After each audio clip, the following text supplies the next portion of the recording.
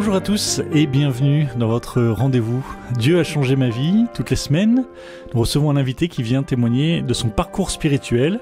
Je suis heureux de vous retrouver pour cette nouvelle année en 2019 et je vous souhaite plein de belles choses, une année sous le signe de la joie, de la paix et puis de la foi, puisque c'est de cela dont on parle dans cette émission. Aujourd'hui, pour commencer cette année, je reçois Amandine Fahy. Bonjour Amandine. Bonjour Arnaud. Amandine Fahy, vous avez 31 ans, vous êtes institutrice et vous vivez à Lille. Exactement. Et vous avez accepté, je vous remercie, de venir dans cette émission Dieu a changé ma vie pour nous raconter votre parcours de foi et témoigner de votre foi en Dieu. Merci beaucoup parce que c'est pas toujours très évident. Ça demande parfois de prendre un peu sur soi, un petit peu de courage pour aller au devant du micro et venir témoigner. Alors Amandine, dans cette émission, on prend un peu de temps, 12 minutes, pour parcourir le chemin de foi de l'invité. Et on commence toujours par l'enfance. Voilà, tout a un début. Et le début de la vie, c'est l'enfance. Alors, est-ce que vous pouvez nous dire comment est-ce que vous avez vécu cette enfance? Et est-ce que, durant cette enfance, vous aviez déjà un rapport à la foi ou non? Oui, alors, j'ai eu beaucoup de chance parce que je suis née dans une famille catholique. J'ai souvenir de temps de prière en famille. Aussi, on allait à la messe. J'ai une maman qui est très ouverte à la foi et aux différentes facettes de la foi. Elle nous a aussi permis de pouvoir participer à des œuvres caritatives. Donc, je participais toujours à ce qu'elle me proposait, peut-être plus par obéissance que par réel désir profond de suivre Jésus. Mais j'avais conscience, en fait, qu'il était présent dans ma vie, qu'il m'écoutait, je lui parlais. Voilà, et j'avais un chemin de foi avec lui déjà. Une foi qui donc a été le début de la transmission faite par vos parents. Vous parliez de votre maman, oui, en particulier. Est-ce que c'est elle qui a été peut-être un témoin plus privilégié? Oui, complètement. Complètement, elle a été le témoin privilégié dans ma vie de chrétienne. Qu'est-ce qui vous a marqué chez elle? Ce qui m'a marqué chez elle, et ce qui me marque encore aujourd'hui, c'est qu'elle se pose beaucoup de questions sur la foi. Elle me pose aussi, on se pose beaucoup de questions sur la foi et elle a un cœur ouvert envers chacun, envers tous les pauvres. Et ça m'a toujours beaucoup marqué. J'ai une famille très ouverte aux relations, aux pauvretés, alors que ce soit les pauvretés plutôt... dans la précarité plutôt monétaire, on va dire. Oui, matérielle. Matérielle, merci. Ou alors de la pauvreté plutôt spirituelle ou peut-être physique ou mentale. Oui, c'est soit des gens qui sont un peu perdus, en difficulté ou atteints d'un handicap, par exemple. Éventuellement. Voilà. Alors donc, une fois que vous recevez dans cette famille, donc une enfance plutôt paisible et joyeuse. Oui, exactement. Au contact du Christ de manière régulière à travers l'église, la messe, etc. Mais vous disiez plus par obéissance, comme un enfant obéit à ses parents, comme un enfant suit ses parents. Voilà, tout à fait. Néanmoins, cela va changer. Cela va changer. Alors, maman toujours me propose, vers l'âge de mes 15 ans, durant les vacances d'été, elle me propose de faire une retraite spirituelle dans les foyers de charité avec quelques jeunes, donc les foyers de charité de Marthe-Robin à Courcey. Alors, deux mots peut-être pour nos auditeurs, un foyer de charité, qu'est-ce que c'est en deux mots? Un foyer de charité, c'est une communauté qui accueille notamment les gens pour des retraites ou alors pour vivre... il existe aussi des écoles de foyers de charité. Voilà, elles sont des laïcs qui vivent entre eux. D'accord, une communauté de laïcs qui accueille pour des retraites ou alors qui fonde des écoles. Et c'est fondé par Marthe Robin, c'est ça? Marthe Robin qui est une mystique qui a vécu en France, dans le sud de la France, je crois. Oui, à Châteauneuf-de-Galore. Châteauneuf-de-Galore, et qui a vécu la Passion du Christ. Exactement. Alors, donc votre maman vous propose cette retraite, c'est ça? Voilà, elle me propose cette retraite. Comment vous réagissez à 15 ans? J'y vais avec des pieds de plomb, j'ai pas vraiment envie d'y aller, mais toujours par obéissance, je dis oui. Et j'y vais avec une copine avec qui je faisais ma confirmation à cette époque. Donc nous arrivons. Déjà le cadre est très beau, c'est très très beau, c'est un très beau lieu. Donc je suis séduite par le lieu et particulièrement par l'accueil des différents membres de ce foyer, qui est un accueil très chaleureux. Je ressens une paix et une joie d'être présente à cette retraite. Et je suis d'autant plus marquée par les jeunes qui participent à cette retraite, puisque durant les années collège, j'avais très mal vécu ces années, j'avais été beaucoup brimée et j'avais subi beaucoup de malveillance de la part de mes camarades. Donc ces jeunes qui étaient bienveillants et sincères avec moi, qui partageaient aussi ma foi, m'ont beaucoup touchée à cette époque. Il y a eu comme une découverte pour vous Oui. que un jeune de 13, 14, 15 ans, 16 ans pouvait être bienveillant. Exactement. Votre collège, donc peut-être qu'on peut revenir 2 minutes dessus, c'était une période difficile. Parce que c'était une forme de harcèlement, c'est ça ? Alors peut-être on peut parler d'harcèlement. Aujourd'hui, je pense qu'on en parlerait.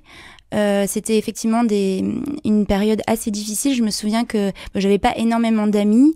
Et j'ai un souvenir particulier des déjeuners que je passais aux toilettes parce que j'avais peur d'aller déjeuner seule à la cantine. Donc j'allais pas déjeuner, je restais dans les toilettes. Ah oui. Et j'écrivais, je me souviens, j'écrivais beaucoup. Et je restais là 1 heure, 2 heures, le temps que le temps passe. Ah oui, donc en effet, ça devait être particulièrement difficile à vivre. Et alors là, au cours de cette retraite, dans ce foyer de charité, vous découvrez des jeunes bienveillants. Exactement. Et alors, qu'est-ce qui se passe ensuite pendant cette retraite ? Alors pendant cette retraite, on nous propose de participer à un temps d'adoration. On nous explique ce en quoi ça consiste. Donc j'avais déjà participé à des temps d'adoration sans vraiment me rendre compte qu'en fait c'était Jésus qui était présent dans l'hostie, dans le Saint-Sacrement. Là on nous explique. Et durant ce temps d'adoration, j'ai le sentiment que Jésus est présent devant moi. Je vis un vrai cœur à cœur avec lui. Et j'entends dans mon cœur « Tu es aimé ». Donc je ressens aussi cet amour inépuisable qui est pour moi la rencontre avec Jésus. Dieu a changé ma vie, RCF Nord-de-France. Alors Amandine Failly, vous avez 31 ans, vous êtes institutrice à Lille et vous êtes notre invitée dans Dieu a changé ma vie pour nous raconter votre parcours de foi. Vous venez de nous dire, avant cette petite intermède, que vous aviez vécu une rencontre avec la personne du Christ présente dans l'hostie consacrée, c'est ça ? Oui, exactement. Et comment ça s'est manifesté ? Alors très simplement, alors j'ai rien vu de particulier, mais ça s'est plus passé dans mon cœur, comme si peut-être comme s'il tombait amoureux de moi et que je le ressentais et vice versa. J'ai ressenti aussi une grande paix, un bien-être. Et puis du coup, un désir profond de mieux le connaître et plus tard de le servir. Alors vous ressortez de cette veillée d'adoration bouleversée, enfin changée. Oui, complètement changée, très excitée par ce que je venais de découvrir, avec moi aussi une grande joie. Et du coup, ce que je vous disais, le désir d'apprendre à mieux connaître Jésus, d'approfondir ma foi. Et qu'est-ce qui a changé alors ensuite, puisque après cette retraite, vous retrouvez votre vie de lycéenne, c'est ça ? Tout à fait. Qu'est-ce qui change dans votre vie ? Qu'est-ce qui change ? Déjà, le désir d'aller à la messe, que j'avais pas forcément avant, j'y allais plutôt avec des pieds de plomb, et puis le désir d'approfondir en allant à des différents groupes de prière, en faisant des pèlerinages. Un désir de mieux connaître Dieu ? Exactement, un désir de mieux connaître Dieu. Et alors ensuite, donc comment se passe cette suite de vie ? Est-ce que il y a d'autres étapes qui vous ont marqué après dans votre vie d'étudiante ou... Oui, d'autres étapes. Donc déjà, je reçois un grand cadeau du Seigneur, quelque chose que auquel j'avais pas encore goûté. C'est l'amitié profonde avec des gens avec qui je peux partager ma foi. Donc le Seigneur vraiment me donne un acte concret de son amour.